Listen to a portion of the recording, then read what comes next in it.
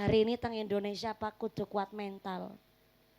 Ana wong rumah tangganan urung-urung diparingi anak malah nggo omongan nang masyarakat. Tapi anak bocah urung nikah malah jabon. Napa niku jabon urung ijab wis kelebon. Sing meteng dhisit nang masyarakat digosipna ora apa-apa ke jeneng lagi nyelengi nabung. Zaman akhir kados niki Pak nggegirisi banget.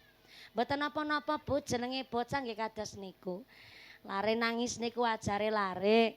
Ngantuk nangis, rewel nangis, kepingin mimi nangis, kepingin bubuk nangis, kepingin bali ring omah nangis, ngerti-ngerti nangis, nang bae karo dijiwiti meneng.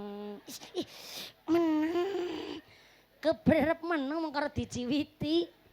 Terus maning nek ana bocah nangis wis tangga teparone ora usah melu nyalahna wong tuane. Kadang-kadang ana bocah nangis nanggon rame-rame, tanggane ngucap, "Oh, bocah rewel."